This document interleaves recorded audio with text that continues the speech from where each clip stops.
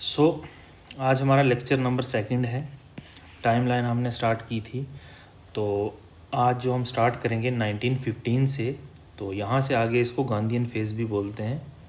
Gandhian phase इसलिए बोलते हैं क्योंकि 1915 में गांधी जी साउथ अफ्रीका से इंडिया में वापस आए थे। तो यहाँ से आगे जितने भी मूवमेंट्स हैं, मेजर मूवमेंट्स में जो रोल है गांधी जी का वो बहुत ज़्यादा रहा है, इसीलिए यहाँ से आगे हम इसको गांधीयन फेज़ में भी डिवाइड करते हैं। तो टाइम वेस्ट नहीं करते हैं, हम स्टार्ट करते हैं सीधा हम। तो 1915 में क्या होता है, गांधी जी जो हैं साउथ अफ्रीका से वापस इंडिया में आते हैं। अब वो यहाँ आते हैं तो 1 साल लगभग वो ट्रैवलिंग में गुजारते हैं ताकि वो इंडिया की जो कंडीशन है उसको समझ पाएँ, लोगों के साथ कनेक्ट कर पाएँ। और ये चीज़ करने के लिए उनको किसने कहा था, जो उनके मेंटर थे जिनका क्या नाम था, गोपाल कृष्ण गोखले। तो आपने ये चीज़ याद रखनी है कि गांधी जी के मेंटर कौन थे, गोपाल कृष्ण गोखले। और गांधी जी खुद किसके मेंटर थे, वो थे जवाहरलाल नेहरू के। हो सकता है ये कहीं किसी स्टेटमेंट में आपको क्वेश्चन आ जाए, तो फिर से मैं बता देता हूँ। गांधी जी के जो मेंटर थे वो थे गोपाल कृष्ण गोखले, और गांधी जी किसके मेंटर थे, जवाहरलाल नेहरू जी के। ठीक है, होपफुली ये चीज़ आपको ध्यान में अब रहेगी। तो अब 1917 से 1918 के अंदर छोटे छोटे मिनी एक्सपेरिमेंट करते हैं गांधी जी इंडिया के अंदर, और उनका नाम क्या है, सत्याग्रह। मतलब छोटे छोटे पैमाने पे सत्याग्रह किए जाते हैं गांधी जी द्वारा। अब ये एक ट्रिक है जो आपने याद रखनी है। केक का मतलब क्या है, ये क्रोनोलॉजिकल अंडरस्टैंडिंग के लिए मैंने रखा है। यहाँ पे मैं लिख देता हूँ, सी से आ जाएगा आपका चंपारण, ए से आ जाएगा आपका अहमदाबाद मिल स्ट्राइक, और के से आ जाएगा आपका खेड़ा सत्याग्रह। जब हम डिटेल पढ़ेंगे तो वहाँ पे ये चीज़ें देखेंगे। तो केक की फुल फॉर्म क्या है, ये क्रोनोलॉजिकल कई बार पूछ सकते हैं, इसलिए आपको याद रखना है। सी से क्या होगा, चंपारण सत्याग्रह, ए से होगा आपका अहमदाबाद मिल स्ट्राइक, और के से होगा खेड़ा सत्याग्रह। तो ये चीज़ आपने याद रखनी है। ये इवेंट 1917 से लेकर 1918 के दौरान किए जाते हैं, जो कि नॉन वायलेंट मेथड जो है गांधी जी का जो फेवरेट यही है मेथड। सत्याग्रह जो भी गांधी जी के होंगे वो पसंद करते थे कि वो वहाँ पे वायलेंस ना हो। तो एक ऐसा इवेंट आता है जहाँ पे वायलेंस को गांधी जी इन अ वे सपोर्ट करते हैं, वो होता है क्विट इंडिया मूवमेंट। उससे पहले जो भी इवेंट्स होते हैं गांधी जी का एक ही मेथड रहता है कि नॉन वायलेंस रहे। ठीक है, ये चीज़ आपने याद रखना है। जो अहमदाबाद मिल स्ट्राइक है, यहाँ पे उन्होंने हंगर स्ट्राइक की थी। तो याद रखना, first hunger strike Gandhi ji ने इंडिया में कहाँ की थी, तो जो इवेंट था वो है अहमदाबाद मिल स्ट्राइक। ठीक है, इसकी डिटेल क्या है, चंपारण के अंदर क्या था, अहमदाबाद मिल स्ट्राइक के अंदर क्या था, खेड़ा सत्याग्रह क्या था, वो जब हम डिटेल पीरियड पढ़ेंगे 1917 से 18 के बीच में, वहाँ पर इसको डिस्कस करेंगे। तो अब हम अपनी टाइमलाइन को आगे चलते हैं। 1919 जो ये डेट बहुत ही इंपॉर्टेंट है, आपको याद रखनी है। सबसे पहले यहाँ पे एक रोलेट एक्ट लगता है। उसमें क्या होता है, नो अपील, नो वकील, नो दलील। मतलब कि जो ये ईस्ट इंडिया कंपनी ब्रिटिशर्स ने जो ये एक्ट लगाते हैं वो इसलिए लगाते हैं कि 2 या 3 से 4 से ज़्यादा लोग जो हैं एक साथ खड़े ना हो सके। लेकिन ये चीज़ इसलिए की गई थी क्योंकि 1914 से 1918 के दौरान क्या था, वर्ल्ड वार 1। और यहाँ पे इंडिया की सपोर्ट लेने के लिए ब्रिटिशर ने क्या कहा था कि अगर आप हमें सपोर्ट दोगे तो आफ्टर वर्ल्ड वार 1 हम आपको क्या देंगे, कुछ बेनिफिट्स देंगे। अब ये चीज़ होनी चाहिए थी, लेकिन 1919 में उन्होंने क्या किया, उल्टा किया। क्या किया, उन्होंने रोलेट एक्ट लगा दिया। उन्होंने बोला कोई भी अगर गवर्नमेंट के अगेंस्ट खड़ा होगा तो उसको हम क्या, जेल के अंदर डाल देंगे। कोई भी अपील नहीं होगी उसके खिलाफ, कोई भी वकील नहीं होगा, और कोई भी दलील नहीं सुनी जाएगी। अब इसी चीज़ के अगेंस्ट गांधी जी ने फिर से सत्याग्रह स्टार्ट किया, और जो कि रोलेट एक्ट के अगेंस्ट था। अब इसी दौरान एक फेडरेशन बनती है, इंडियन नेशनल, तो ये याद रख लेना, यहाँ पे नेशनल है, Indian national liberal federation. Most important question है, इसको थोड़ा सा ध्यान से याद रखना। इसमें किसने बनाया था, SN Banerjee, Tej Bahadur Sapru plus VS Srinivas Shastri. BTS याद रख लेना। आपने कैसे याद रखना है, INLF, Indian national liberal federation किसने बनाई थी? बीटीएस। किसने बनाई थी? बीटीएस। बी से क्या हो जाएगा आपका? एसएन बैनर्जी। टी से क्या हो जाएगा आपका? तेज बहादुर सप्रू। और एस से कौन से होंगे? वीएस श्रीनिवास शास्त्री। तो ये आपने शॉर्ट में याद रखना है। नाउ अब ये जो थे ये क्या थे? ये मोस्टली मॉडरेट्स थे और ये न्यू जो मेथड्स थे ना जो आ रहे थे इसके बाद, जो एक्सट्रीमिस्ट का मेथड्स थे या गांधी जी के मेथड्स थे, इनमें वो क्या बिलीव नहीं कर रहे थे। उनका ये था कि हमारा जो वही है ट्रिपल पी वाला मेथड, प्रे पेटिशन, तो ये वाले जो मेथड हैं वो इसी में खुश थे। तो ये उनके अगेंस्ट में जो थे, इसलिए इन्होंने ये वाली बनाई इंडियन नेशनल लिबरल फेडरेशन। तो क्वेश्चन क्या आएगा? सबसे पहले क्वेश्चन ये आ सकता है कि इंडियन नेशनल लिबरल फेडरेशन किसने बनाई? तो ये 3 नाम आपने याद रखने हैं, इस पे क्वेश्चन आने के बहुत हाई चांसेस रहते हैं। नाउ लेट्स मूव आगे को। अब जो 1919 की डेट के दौरान क्या होता है कि डॉक्टर सैफुद्दीन किचलू और डॉक्टर सत्यपाल साहब को क्या किया जाता है? अंग्रेज़ों द्वारा अरेस्ट किया जाता है। और 13 अप्रैल 1919 मोस्ट इंपॉर्टेंट डेट है। यहाँ पे क्या होता है? जलियांवाला बाग मैसेकर। ये कौन करते हैं? उस टाइम किसके अंडर किया जाता है? जनरल माइकल ओ डायर, जिसको नॉर्मली हम लोग क्या सुनते हैं कि जनरल डायर। तो जनरल डायर या जनरल माइकल ओ डायर, ये याद रखना। कई बार माइकल की जगह कुछ और नाम चेंज कर देंगे तो हम जल्दी जल्दी में हमें लगेगा हाँ ये वही है। नहीं, हमें ध्यान से पढ़ना है पूरी स्टेटमेंट को। जनरल माइकल ओ डायर होना नाम ज़रूरी है। उन्हीं के अंडर जो है, उसी बंदे के अंदर जो है जलियांवाला बाग जो है मैसेकर हुआ था। अब इसमें क्या होता है? बेसिकली जो गांधी जी हैं इसको एक नाम देते हैं हिमालयन ब्लंडर। अब ये जेके एसएसबी या किसी भी वन लाइनर, आजकल तो जेके पीएससी में भी वन लाइनर क्वेश्चन आते हैं, तो दे में आस्क यू कि हिमालयन ब्लंडर किसको कहते हैं या किसने कहा है? तो जलियांवाला बाग जो मैसेकर हुआ था उसको हिमालयन ब्लंडर गांधी जी ने कहा था। ये आपने याद रखना है। अब इसकी डिटेल जो है वो हम अपने डिटेल लेक्चर में करेंगे, ठीक है।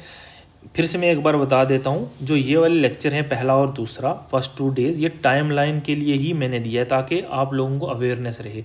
जो न्यू स्टूडेंट्स हैं उनके लिए एक बहुत ही अच्छे तरीके से ये चीज़ याद हो जाएगी। एक फैमिलियर हो जाओगे आप लोग कि मॉडर्न हिस्ट्री के अंदर है क्या, चीज़ें हैं क्या, आपको इवेंट्स पता चलेंगे, डेट्स पता चलेंगी। और जो पहले से ही पढ़ चुके हैं उनके लिए भी एक नया मेथड है, उनको भी ये चीज़ अब होपफुली एक हेल्पफुल ही साबित होगी। सो नाउ खिलाफत मूवमेंट इन बिटवीन 1919 में ही स्टार्ट होती है, इसी पीरियड के बीच में, जो अली ब्रदर्स करते हैं मुस्लिम्स।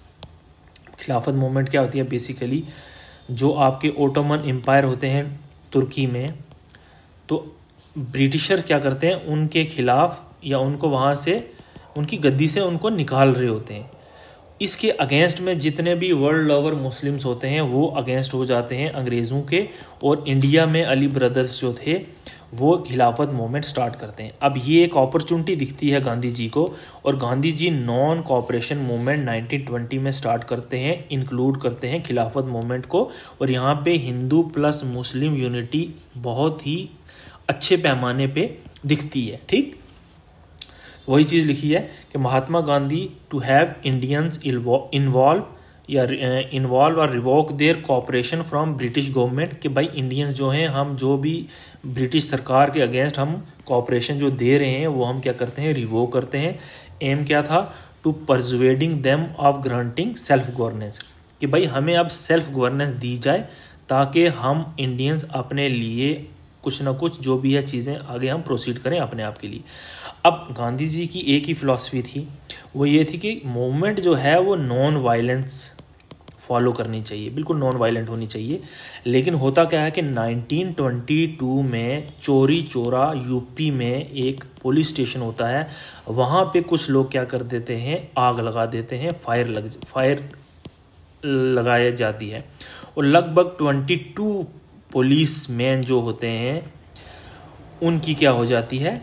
डेथ हो जाती है। ये इवेंट सुनते ही गांधी जी क्या करते हैं? तुरंत विद इमीडिएट इफेक्ट 1922 में नॉन कॉपरेशन मूवमेंट को क्या कर देते हैं? ख़त्म कर देते हैं। होपफुली ये चीज़ आपको कहानी याद रहेगी, तो हम मोस्टली कहानी के थ्रू ही याद करेंगे।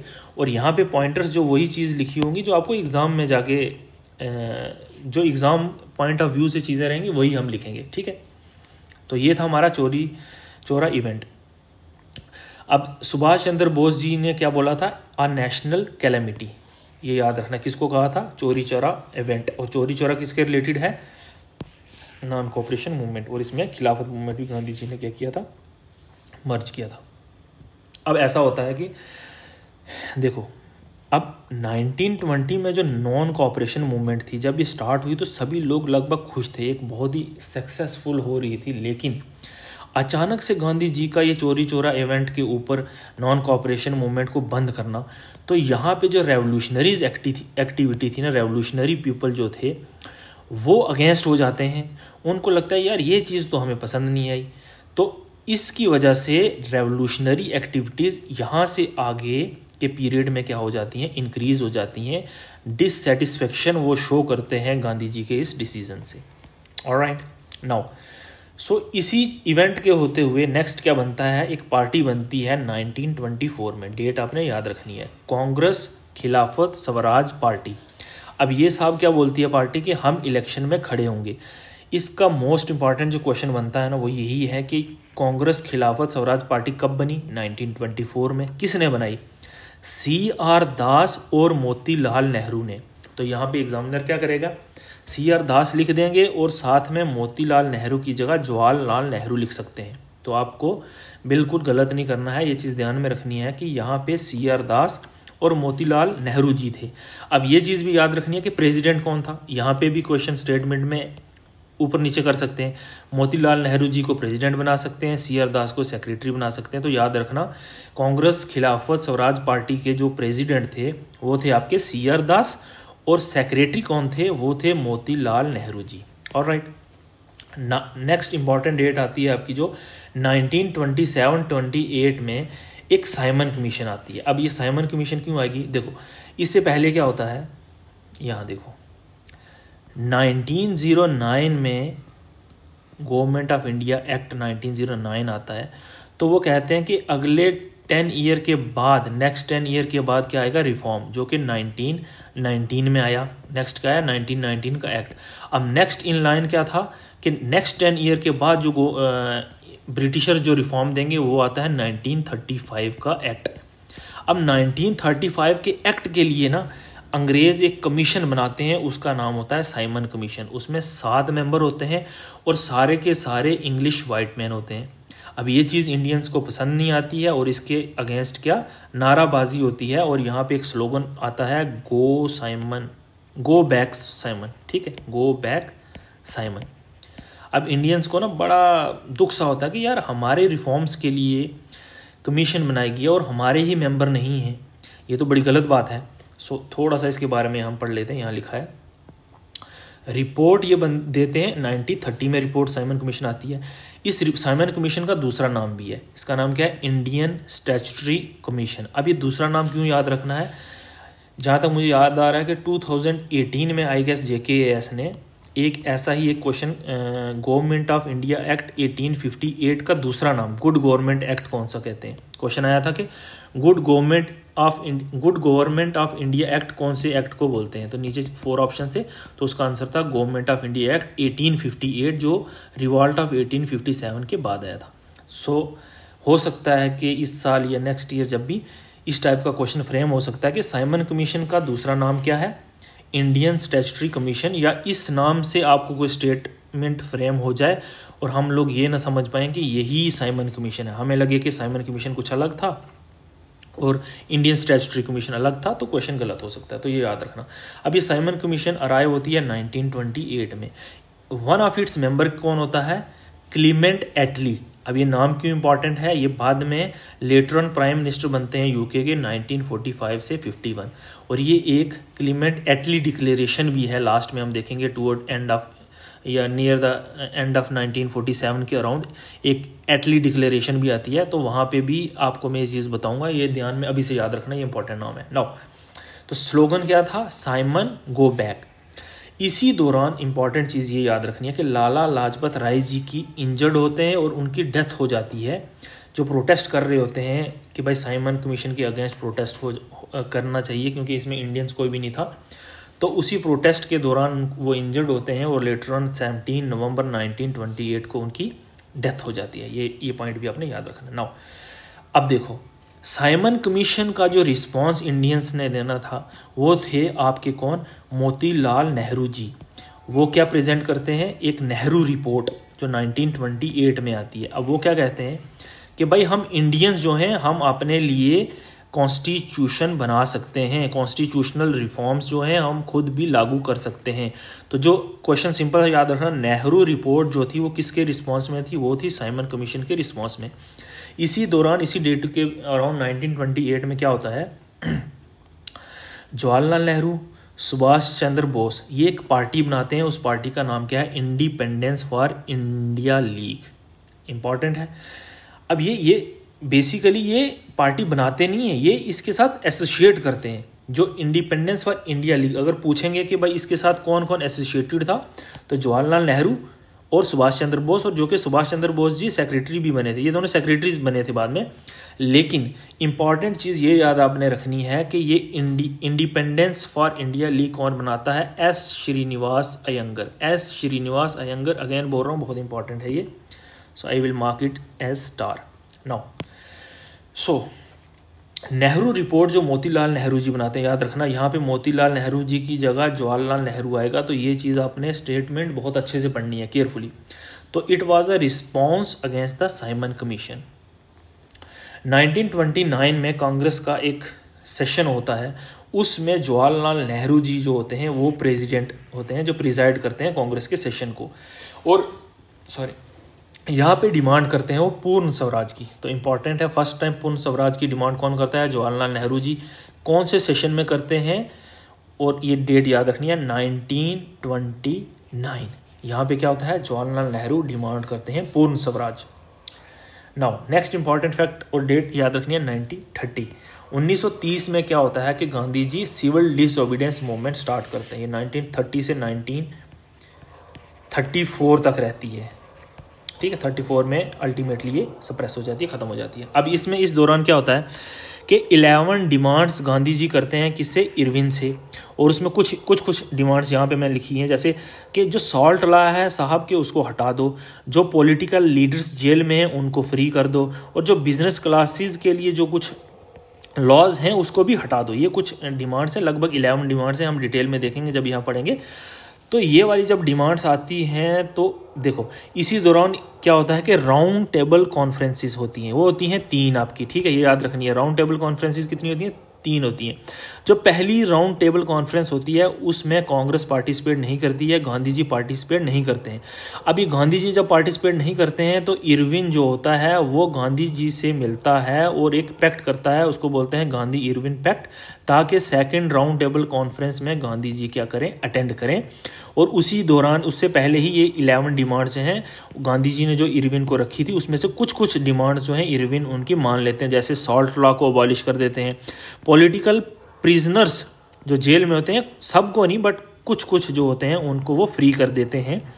सो सिविल डिसोबीडियंस मूवमेंट की बात कर रहे थे, तो वो स्टार्ट होती है एक सॉल्ट लॉ को ब्रेक करने से, जो गांधी जी स्टार्ट करते हैं। और एक डांडी मार्च, कहाँ से, डांडी मार्च से लेकर साबरमती आश्रम तक वो चलते हुए जाते हैं सॉल्ट लॉ को ब्रेक करते हुए। नाउ 1931 में क्या होता है, दिल्ली पैक्ट। और ये दिल्ली पैक्ट किसके बीच में होता है, गांधी जी और इरविन के बीच में होता है। और इसी दौरान जो मैंने अभी बताई थी 11 डिमांड, उसमें से कुछ डिमांड्स जो पूरी होती हैं, जैसे सॉल्ट लॉ को अबॉलिश किया जाता है, पॉलिटिकल प्रिजनर्स को रिलीज़ करने पे एग्रीमेंट हो जाता है, एग्री हो जाते हैं, और वो बोलते हैं कि भाई आप सिविल डिसोबीडियंस मूवमेंट क्या करो, बंद कर दो। तो गांधी जी क्या करते हैं, सिविल डिसोबीडियंस मूवमेंट को विड्रॉ करते हैं। लेकिन उसी दौरान क्या होता है, 23 मार्च 1931 में ही राजगुरु, भगत सिंह और सुखदेव जी, इन तीनों का एग्जीक्यूशन कर देते हैं अंग्रेज़, क्योंकि इनको उन्होंने नहीं किया था। हालांकि बहुत सारे हिस्टोरियंस और बहुत सारी जो हिस्ट्री की बुक्स भी आप पढ़ोगे और बड़े बड़े हिस्टोरियंस की अगर बातें भी सुनोगे तो कहते हैं कि शायद कहीं ना कहीं कुछ लोग कहते हैं कि गांधी जी इनकी जो एग्जीक्यूशन है रुकवा सकते थे। खैर, हमें किसी भी चीज़ में नहीं पढ़ना, हमें एग्ज़ाम ओरिएंटेड चीज़ें रखनी है। नाउ अब ये जो दिल्ली पैक्ट था, दिल्ली पैक्ट की 2 चीज़ें थी। एक तो ब्रिटिशर्स के लिए था कि भाई रिलीज़ करो पॉलिटिकल क्या प्रिजनर। इंडियंस के लिए क्या उन्होंने बोला कि इसमें क्या हुआ कि भाई सिविल डिसोबीडियंस मूवमेंट जो है उसको विड्रॉ किया जाए। साइमन कमीशन की जो रिपोर्ट है उसके लिए राउंड टेबल कॉन्फ्रेंसेस जो है उसमें आपने क्या करना है, पार्टिसिपेट। नाउ जैसे थोड़ी देर पहले मैंने बताया था कि 3 होती हैं राउंड टेबल कॉन्फ्रेंसेस। अब जो पहली होती है उसमें तो कोई पार्टिसिपेशन रहता ही नहीं है।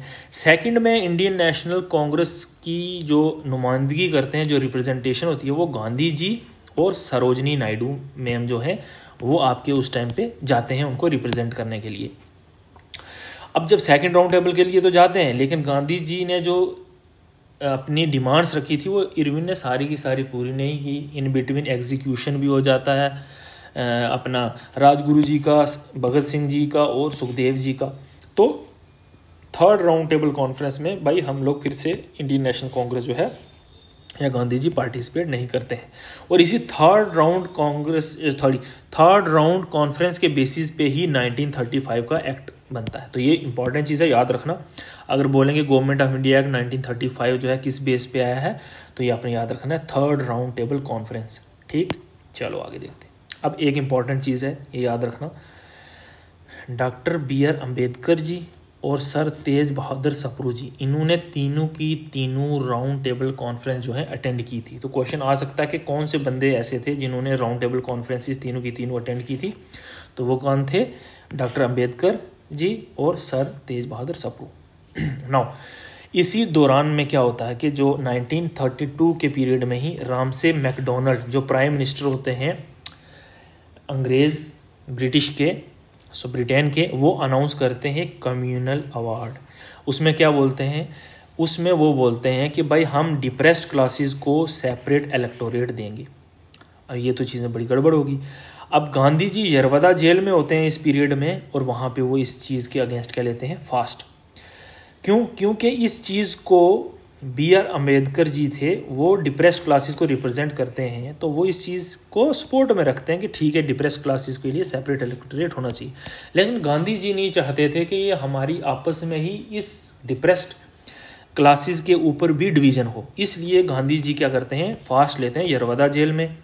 अब यही एक बेसिस बनता है पूना पैक्ट का, तो इसी चीज़ को बोलते हैं पूना पैक्ट। तो पूना पैक्ट यही है कि गांधी जी और अंबेडकर जी के बीच में एक एग्रीमेंट होता है, एक मुलाकात होती है, कह सकते हैं सुलाहबंदी होती है कि साहब हम डिप्रेस्ड क्लासेस के लिए क्या है, सेपरेट इलेक्टोरेट जो है हमें नहीं चाहिए।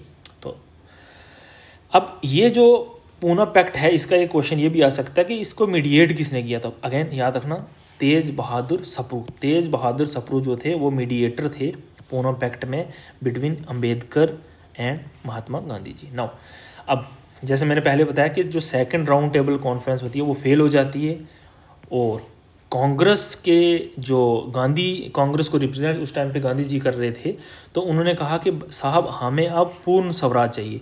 ये भी एक डिमांड थी उसके अंदर जो गांधी जी ने डिमांड रखी थी अपना इरविन के आगे।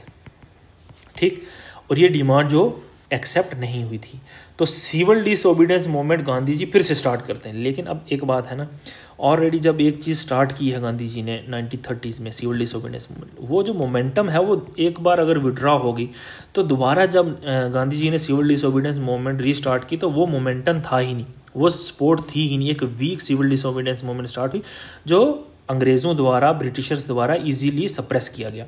तो वही होता है जब रीस्टार्ट की गई गांधी जी द्वारा, लेकिन गांधी जी जेल में थे और इसको इजीली सप्रेस किया गया। 1913-4 में civil disobedience movement completely withdraw हो जाती है। So third round table conference के बेसिस पे क्या आ जाता है आपका? Government of India Act 1935। Now 1937 के दौरान इलेक्शन में काउंसिल की एंट्री होती है, कांग्रेस पार्टिसिपेट करती है और बहुत सारे प्रोविंस में गवर्नमेंट भी बनती है। लगभग 5 प्रोविंसेस में कांग्रेस की जो सरकार है, जो पावर में आते हैं, कांग्रेस जो है लगभग 7 प्रोविंस थे आई गेस, 7 में से 5 प्रोविंसेस में कांग्रेस जो है वो पावर में आती है। नाउ अब 1939 से 1945 का अगेन वर्ल्ड वार सेकंड का पीरियड आता है। सो अंग्रेज़ों के ऊपर फिर से एक प्रेशर रहता है। अब वो फिर से चाहते हैं कि इंडियंस उनको सपोर्ट करे, लेकिन इंडियंस को पहले ही इनका धोखा लग चुका होता है 1914 से 1918 के दौरान, जब वर्ल्ड वार 1 हुई थी और इंडियंस ने उनको सपोर्ट प्रोवाइड की थी, और वहाँ पे इन रिटर्न जो रिफॉर्म्स मिलने चाहिए थे, रिफॉर्म्स का रिजल्ट क्या हुआ था? रॉलेट एक्ट बनाया गया था, और जिसका रिजल्ट क्या हुआ था? पंजाब के अंदर जलियांवाला बाग मैसेकर हुआ। तो ये सब चीज़ें इवेंट हुई थी। ओके, सो इंडिया और वर्ल्ड वार सेकंड के डिक्लेरेशन के दौरान ही ना बिना, अब देखो लगभग 5 प्रोविंस में कांग्रेस है, कांग्रेस ने बहुत अच्छी होल्ड उस टाइम पे जमा ली थी, लेकिन कांग्रेस से बिना पूछे ही इंडिया को पार्टी डिक्लेयर कर दिया अंग्रेज़ों द्वारा कि भाई आप भी वर्ल्ड वार 2 का हिस्सा हो। India was part but without asking Congress. So उसी चीज़ को देखते हुए 1939 में अक्टूबर नवंबर में कांग्रेस मिनिस्ट्री क्या करती है, रिज़ाइन करती है। इसको बोलते हैं 28 मंथ ऑफ कांग्रेस रूल। इसके ऊपर आपका JKAS में PYQ भी आया हुआ है। ठीक, अब ये चीज़ आपको याद रखनी है। तो इसमें क्या होता है कि कांग्रेस मिनिस्ट्री क्या कर देती है, रिज़ाइन कर देती है। किसके अगेंस्ट प्रोटेस्ट करते हैं? वाइसराय उस टाइम पे क्या होते हैं, लॉर्ड लिनलिथगो। लॉर्ड लिनलिथगो, उनका एक्शन क्या था कि उन्होंने इंडिया को पार्टी डिक्लेयर कर दिया था वर्ल्ड वार 2 में बिना कांग्रेस को इन्वॉल्व किए। नाउ होपफुली ये चीज़ आपको अच्छे से याद रहेगी। अब ये वाला वर्ड याद रखना, उस टाइम पे वाइसराय कौन थे, लॉर्ड लिनलिथगो। यार प्रोनाउंसिएशन थोड़ी सी अलग हो सकती है तो पार्डन में, हाँ ठीक है। चलिए 1914 की बात करें, 1940 में क्या होता है। अब इंडियंस तो सपोर्ट शो कर नहीं रहे हैं ब्रिटिशर्स को, तो ब्रिटिशर्स ने क्या किया कि उन्होंने ना छोटे छोटे लॉलीपॉप देने की कोशिश की इंडियंस को। और वो एक फर्स्ट लॉलीपॉप अगर मैं बोलूँ तो वो था आपका अगस्त ऑफर। उन्होंने क्या बोला, कांग्रेस के रिस्पांस में उन्होंने बोला कि कांग्रेस का डिमांड क्या थी कि भाई हमें कंप्लीट इंडिपेंडेंस अब चाहिए। ब्रिटिशर ने क्या इशू किया, कंप्लीट इंडिपेंडेंस के रिस्पांस में उन्होंने एक अगस्त ऑफर दिया। उस अगस्त ऑफर में क्या बोला कि आप हमें सपोर्ट करो और पोस्ट वार के बाद हम आपको एक बॉडी ड्राफ्ट करेंगे, एक नया कॉन्स्टिट्यूशन बनाएंगे। लेकिन अब इस चीज़ की कोई गारंटी नहीं दी कि हमें फुल इंडिपेंडेंस मिलेगी या नहीं। तो रिजल्ट क्या होना था, अगस्त ऑफर क्या हुआ, फेल। क्योंकि इंडियंस ने क्या कर दिया, इसको साहब इग्नोर कर दिया कि भाई नहीं, हम अब आपके झांसे में आने वाले नहीं हैं। अब यही एक बेसिस बनते हैं जो गांधी जी को फिर से मोटिवेट करते हैं। लेकिन अब गांधी जी डायरेक्ट बड़ी लड़ाई स्टार्ट करने की जगह अब वो क्या करते हैं, छोटे छोटे चीज़ें रिफॉर्म करने की कोशिश करते हैं। तो उन्होंने एक छोटा सा एक स्टेप लेते हैं 1914 के दौरान ही, उसको नाम है इंडिविजुअल सत्याग्रह, कि अब हम इंडिविजुअल सत्याग्रह खड़े करेंगे। ये एक नॉन वायलेंट प्रोटेस्ट था, as we already know. Gandhi ji believe किस में करते हैं, उनकी फिलॉसफी क्या है, नॉन वायलेंस। एक नॉन वायलेंट प्रोटेस्ट होता है जो गांधी जी लॉन्च करते हैं अक्टूबर 1940 में। अब इसमें डिमांड क्या रखते हैं, इसमें डिमांड ये देखो, पहले तो यही है to protest India's forced involvement in world war second. जो अंग्रेज़ बिना पूछे ही इंडियंस को इन्वॉल्व कर लेते हैं वर्ल्ड वार सेकेंड में, तो उसी के अगेंस्ट है।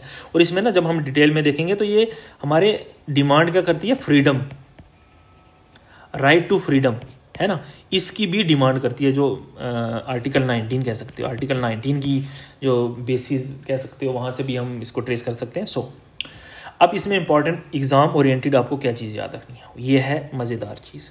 मोस्टली पहला जो इंडिविजुअल सत्याग्रही है, जो इंडिविजुअल सत्याग्रह परफॉर्म करते हैं या ऑफर करते हैं, उनका नाम सबको पता होता है। तो ये आपने भी याद रखना है, विनोबा भावे। ये फर्स्ट पर्सन होते हैं जो इंडिविजुअल सत्याग्रह परफॉर्म करते हैं। लेकिन मैंने थोड़ी सी रिसर्च किया, मुझे लगता है थोड़ा सा डिटेल हमें यार पता होना चाहिए, तो कोई बात नहीं, हम याद कर लेंगे, आसान है।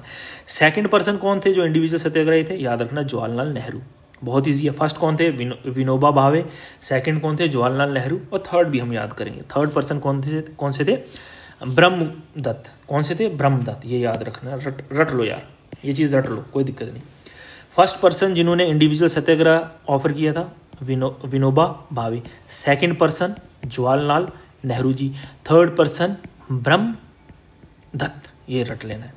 एम क्या था, फिर से यहाँ पे मैंने लिखा है, to assert right to free speech. ये इंपॉर्टेंट याद रखना, to assert the right to free speech and express opposition to the war.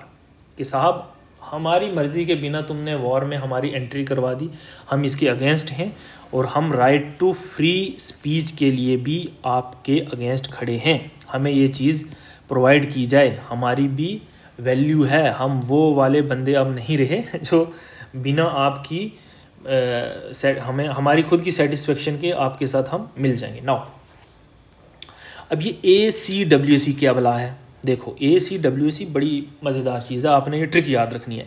क्या ACWC, कैसे ACWC, फिर से बोलते हैं ACWC, मेरे साथ फिर से एक बार बोलो ACWC, थोड़ी आवाज़ के साथ बोलो ACWC, ठीक है।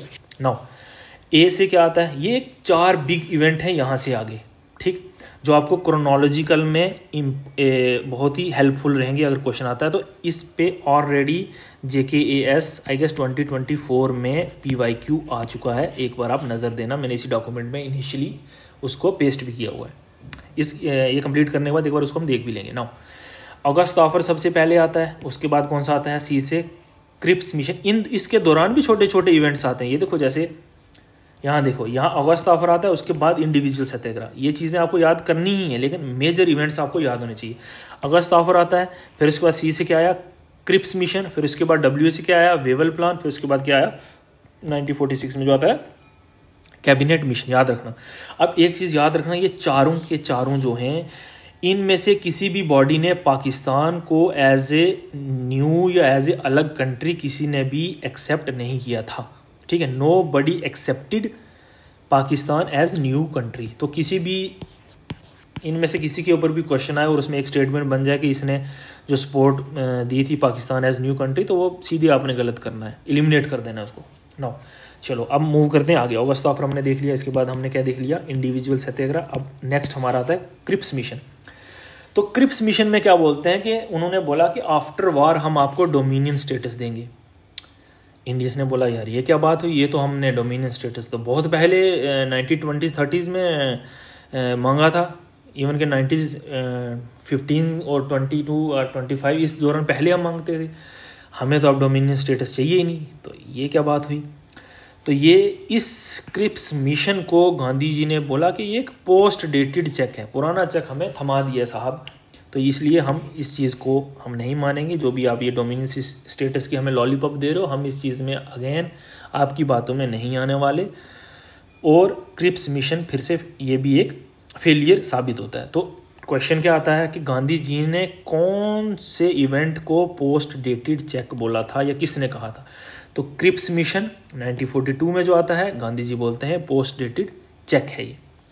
नाउ अब बड़े इवेंट की स्टेज सेट हो चुकी है गांधी जी के लिए, गांधी जी बिल्कुल फुल फॉर्म में आ गए। तो बड़ा इवेंट क्या होता है, क्विट इंडिया मूवमेंट। इसकी डेट भी याद रखना, यूपीएससी में एज इट इज़ PYQ में ये पूछी हुई है, लिखी हुई थी 8 अगस्त 1942 में क्विट इंडिया मूवमेंट हुई है। और काफ़ी सारे नॉर्मली हम क्या सोचते हैं, जो डेट दी हुई होती हैं वो गलत होती हैं, और इतनी स्पेसिफिक डेट दी है तो जिसने नहीं पढ़ा वो एलिमिनेट करता है स्टेटमेंट, लेकिन ये स्टेटमेंट सही थी।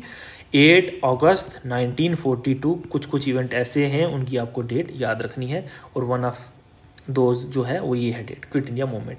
इसमें गांधी जी का स्लोगन क्या होता है, डू और डाई, करो या मरो। समझ रहे हो, यहाँ से पहले गांधी जी क्या थे, नॉन वायलेंट। यहाँ पे अचानक से गांधी जी ने कहा कि बहुत हो गया, अब हम जो है डू और डाई का स्लोगन के साथ चलेंगे। नाउ क्विट इंडिया मूवमेंट के दौरान क्या हुआ ना यार, मेजर जितने भी लीडर्स थे ना उन सबको जेल में डाल दिया गया, लेकिन स्टिल ये जो मूवमेंट थी, जो ये रिवॉल्ट था, ये था वायलेंट मूवमेंट, ये याद रखना है, ये बहुत इंपॉर्टेंट है। और ये बड़ी एक स्पॉन्टेनियस मूवमेंट थी, और इसमें डिमांड क्या थी याद रखना, इंपॉर्टेंट है, immediate end of British rule in India, कि अंग्रेज़ी रूल जो है, अंग्रेज़ी जो शासन है वो हमें तुरंत क्या चाहिए, ख़त्म चाहिए। So this was the demand in quit India movement. Now next event आता है 1945 वेवल प्लान, इसी को शिमला कॉन्फ्रेंस भी बोलते हैं। अब ये साहब क्या होती है, to create an all India executive council. All India executive council को बनाने के लिए उसमें इक्वल रिप्रेजेंटेशन होगी किस किस की, हिंदूज़ की और मुस्लिम की, एज एन इंटरिम गवर्नमेंट। किसके दौरान, किसके अंदर, गवर्नमेंट ऑफ इंडिया एक्ट 1935 के अंदर। जब तक एक नया हमें कॉन्स्टिट्यूशनल फ्रेमवर्क मिलता तब तक हम क्या करेंगे, इसमें एक कॉन्फ्रेंस, शिमला कॉन्फ्रेंस में क्या होता है, वेवल प्लान में क्या होता है कि जब तक न्यू परमानेंट हमारा कॉन्स्टिट्यूशन बनता तब तक हम एक ऑल इंडिया एग्जीक्यूटिव काउंसिल बनाएंगे। ये याद रखना, ऑल इंडिया एग्जीक्यूटिव काउंसिल किस में आई थी, वेवल प्लान या शिमला कॉन्फ्रेंस, जिसमें रिप्रेजेंटेशन जो होगी हिंदूज और मुस्लिम की क्या होगी, इक्वल होगी। और एक इंटरिम गवर्नमेंट फंक्शन करेगी किसके अंडर, ये याद रखना, interim government function under government of India Act 1935 5, ये चीज़ याद रखनी है। लेकिन रिजल्ट क्या होता है, ये फेल हो जाती है। क्यों? इंडियन नेशनल कांग्रेस और मुस्लिम लीग जो है ना, दोनों एग्री नहीं करते हैं इस चीज़ के ऊपर। कैसे? मुस्लिम लीग यहाँ पे डिमांड करने लग जाता है, यार हमें देखो, मुस्लिम लीग क्या बोलती है कि जो मुस्लिम मेंबर्स हैं वो सोल नॉमिनेटर होने चाहिए। ठीक, ये चीज़ कांग्रेस को पसंद नहीं आती है। कांग्रेस बोलती है नहीं यार, कांग्रेस के अंदर भी तो मुस्लिम्स हैं, उनकी भी तो रिप्रेजेंटेशन कहीं होनी चाहिए, वो भी तो रिप्रेजेंट कर सकते हैं। मुस्लिम लीग बोलती थी नहीं, जो हमारे जो मुस्लिम मेंबर्स हैं वही सोल नॉमिनेटर होने चाहिए। तो रिजल्ट क्या होता है? Again failure, this time failure because of Indian national Congress and Muslim league का जो एग्रीमेंट था वो नहीं पूरा हो पाता। नाउ लेट्स मूव आगे। 1946 में आती है आपकी कैबिनेट मिशन। अब ये किस लिए आती है? यहाँ पे डिस्कस किया जाता है कि जो ट्रांसफ़र ऑफ पावर हैं अंग्रेज़ी हुकूमत से इंडियन पॉलिटिकल लीडरशिप को दी जाए with the aim of preserving India's unity and granting is independence. So ये क्या बोलते हैं कि इंडियन पॉलिटिकल जो लीडर्स हैं, हम जो ट्रांसफ़र है वो पावर उनको कर देंगे और एम क्या करेंगे कि प्रिजर्व करेंगे इंडिया की यूनिटी और ग्रांट करेंगे इनको फुल इंडिपेंडेंस। अब इसी दौरान 1946 में जीना साहब उठते हैं। तो जीना साहब एक अनाउंसमेंट करते हैं, डायरेक्ट एक्शन डे। तो सिंपल सा क्वेश्चन याद रखना, क्रोनोलॉजी में भी याद रखना, कैबिनेट मिशन के बाद आता है आपका 1946 में ही जीना अनाउंसमेंट, जिसको डायरेक्ट एक्शन डे भी बोलते हैं। इसमें क्या डिमांड करते हैं मोहम्मद अली जीना? हमें एक सेपरेट मुस्लिम होमलैंड चाहिए, मतलब कि पाकिस्तान चाहिए। ठीक है। सो 1947 में पीएम एटली अनाउंसमेंट। अब ये पीएम एटली याद आया आपको? मैंने जब स्टार्टिंग में पहले बीच में आपको बताया था, ये वही पीएम एटली हैं। इसको बोलते हैं, इसको जून डिक्लेरेशन भी बोलते हैं, जून डिक्लेरेशन भी बोलते हैं, याद रखना, लिख लेना अपने नोट्स में। ये क्यों हुई थी? क्योंकि 30 जून में थी, तो इसे जून में थी, इसलिए जून डिक्लेरेशन भी बोलते हैं। इन्होंने कहा था, पीएम एटली अनाउंसमेंट क्या बोलते हैं? वो बोलते हैं कि हम 30 जून 1948 में इंडिया से चले जाएंगे। British will leave India on 30 जून 1948। और उस दौरान लॉर्ड माउंट बैटन जो थे वो क्या थे? वाइसराय। तो ये याद रखना, प्राइम मिनिस्टर थे, एटली डिक्लेरेशन जो करते हैं एटली, और लॉर्ड माउंट बैटन कौन थे? वाइसराय थे। ठीक, ये है 3 जून प्लान। सो 3 जून प्लान क्या है? माउंट बैटन जो वाइसराय थे, इसको माउंट बैटन प्लान भी बोलते हैं। इसमें क्या डिक्लेरेशन होता है कि साहब 2 डोमिनियन बनेगी, एक इंडिया और एक पाकिस्तान, और अपनी अपनी कॉन्स्टिट्यूएंट असेंबली होगी उनकी। और इसी जून डिक्लेरेशन के अंदर ही एक बाउंड्री कमीशन भी आती है, जो कि रेडक्लिफ साहब जो होते हैं वो इसके हेड होते हैं, और इसलिए रेडक्लिफ जो है आपकी बाउंड्री ड्रॉ की जाती है between India and Pakistan. Hopefully आपको ये चीज़ें याद रहेंगी। नेक्स्ट इंपॉर्टेंट लास्ट डेट जो आती है हमारी इवेंट की 15 अगस्त 1947। 14 अगस्त 1947 को पाकिस्तान बनता है और 15 अगस्त 1947 को इंडिया बनता है। सो 1947 में ब्रिटिशर जो होते हैं, जो इस डेट को जाने वाले थे उससे पहले ही चले जाते हैं, क्योंकि हालात उनके अगेंस्ट थे। तो ब्रिटिशर्स ने सोचा कि as soon as possible transfer करो पावर्स, इंडिया और पाकिस्तान को अपनी अपनी कॉन्स्टिट्यूएंट असेंबली बनाए और हमें भैया जाने दो। तो Britishers out from India, Jawaharlal Nehru ji को बनाया गया first prime minister of India. और यहाँ पे इंडियन इंडिपेंडेंस एक्ट 1947 जो है, यहाँ से इसी डेट से इफेक्ट में आ जाता है, जो ट्रांसफ़र करता है पावर्स को इंडियन कॉन्स्टिट्यूएंट असेंबली को। सो विद दिस हमारी टाइमलाइन जो है कंप्लीट हुई। तो होपफुली आपको मज़ा आया होगा। इसको रिवाइज़ करें, 2-3 बार इस वीडियो लेक्चर को करें। और मुझे लगता नहीं ये भी वीडियो ज़्यादा बड़ी बनी है, फर्स्ट वाला पार्ट भी अच्छे से करें। ये 2 जो आपके हैं ना लेक्चर्स, और ये जो क्रोनोलॉजी है, ये बहुत ही मतलब मज़ेदार आने वाला है। अब देखो, मैं जैसे क्वेश्चन डिस्कस करता हूँ, हमारी ट्रिक क्या थी? ACWC। अब ये क्या है? ए से क्या था हमारा? अगस्त ऑफर। देखो सपोज करो हमें डेट नहीं याद है, लेकिन ये ट्रिक याद है। सी से क्या था हमारा? और डब्ल्यू से क्या से था? सी से क्या था हमारा? Cripps mission. डब्ल्यू से क्या था हमारा? Wavell plan. और सी से क्या था आपका? Cabinet mission. ठीक है। नाउ अगर हम अपने इस क्वेश्चन को देखें तो क्रोनोलॉजिकल ऑर्डर में इसको करना है। अब देखो, सपोज वेवल प्लान का पता है हमें, अगस्त ऑफर का पता है, कैबिनेट का है, लेकिन ये सी राजगोपालचारी फार्मूला कहाँ, ये हम जब डिटेल वीडियो करेंगे उसमें मैं बता दूंगा इनका क्या था, इनका ज़्यादा कुछ रोल था नहीं। सी, अब क्वेश्चन सॉल्व कैसे करना है, देखो हमने सबसे पहले ऑप्शन देखने हैं और ये वाले जो है ना ये बड़े इंपॉर्टेंट है। अब यहाँ पे देखो, यहाँ पे देखो, देखो फर्स्ट ऑप्शन है थर्ड। अगर आपको कुछ भी नहीं आता तो हमें ये तो कन्फर्म है कि सबसे पहले अगस्त ऑफर आया, ये नंबर 1 आया। लेट मी राइट, ये क्या है, नंबर 1, ठीक। अब सेकंड देखो, तो ये वाली कहानी तो रही नहीं, ये डिबेट रही नहीं। अब अगस्त ऑफर के बाद हमारा क्या था, अगस्त ऑफर के बाद हमारा क्रिप्स मिशन। यहाँ पे क्रिप्स मिशन है नहीं है, कोई बात नहीं, ऑप्शन में नहीं है।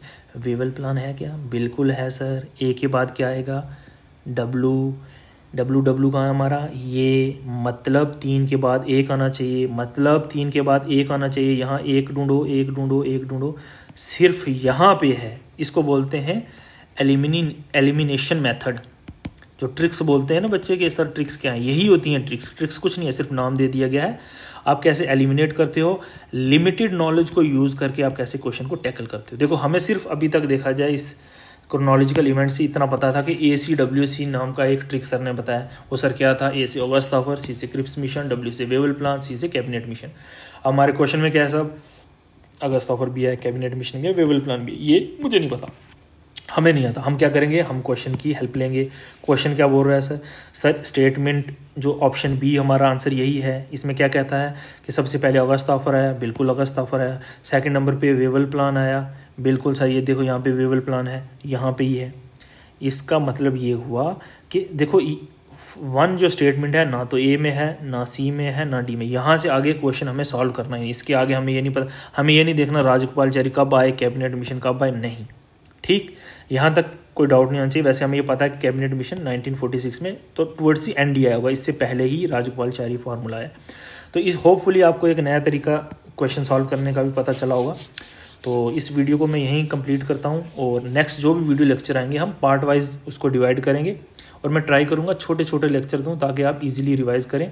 कोशिश करो पहली वीडियो नॉर्मल स्पीड में देखो, फिर 1.5 में देखो, फिर 2 की स्पीड में देखो, ताकि 3 से 4 बार आप ये याद कर लो, रिवाइज कर लो। मेरी आवाज़ आपके कानों में गूंजनी चाहिए। So let's end this here. So hopefully आपको मज़ा आया होगा। So thank you.